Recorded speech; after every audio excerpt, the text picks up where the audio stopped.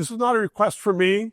It's for the people who produce this show. They're very unswerving in the support, and people who watch the show, because many times you'll have an analysis or opinion that will not be on mainstream news, which is paid by the government. They are compromised. We are independent. We have people on here who will never, ever be allowed on mainstream news. So please contribute to keep independent analysis alive. And what I'm saying now is about the new cabinet. And first of all, I think all Canadians, whatever party you supported, should support this new cabinet.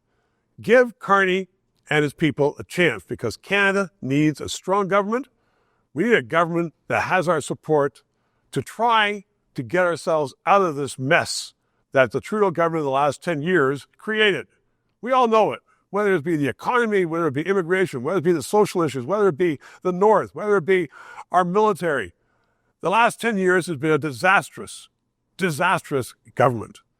Now, the problem with this new cabinet is that while Carney is a solid guy and a strong guy, and he has made promises, and we're going to be watching very carefully to make sure that he keeps those promises, he has people in there who were supporting Trudeau for the last 10 years. They didn't speak up when Trudeau had all his cockamamie ideas about, post-national state, and we're going to allow, another 5,000 Gazans in, we're going to have terrorists in.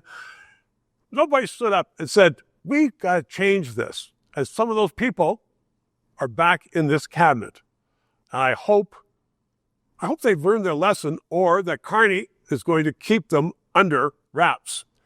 And also, I understand, and I think this is very, very good, Carney is going to allow ministers to be ministers.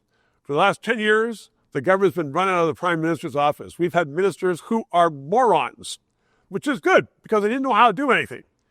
We have ministers who have no business even being in Parliament, except for they're either an ethnic group or a sexuality or something, and they say, we'll put you in the cabinet. The cabinet has been in disarray.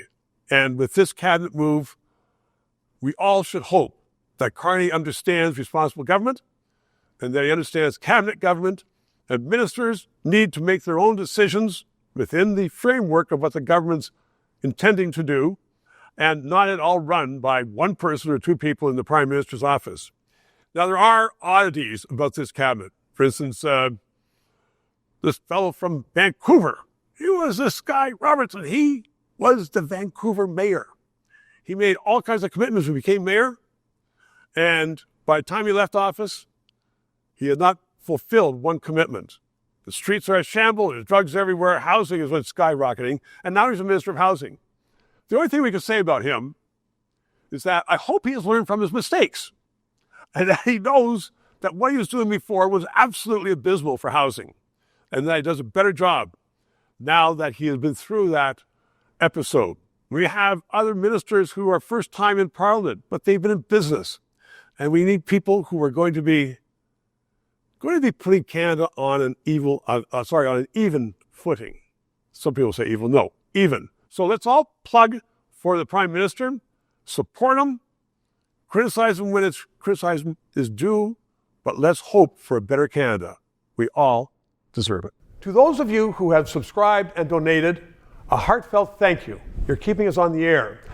If you're watching and you haven't, please try to do so, because 4 years ago we started this show because there needed to be independent analysis. Now more than ever, with the Online Harms Act, once that gets into law, it's been passed once by the House, there are going to be hundreds of bureaucrats censoring the news in Canada, censoring this show. We need to keep it on the air. Thanks for your support.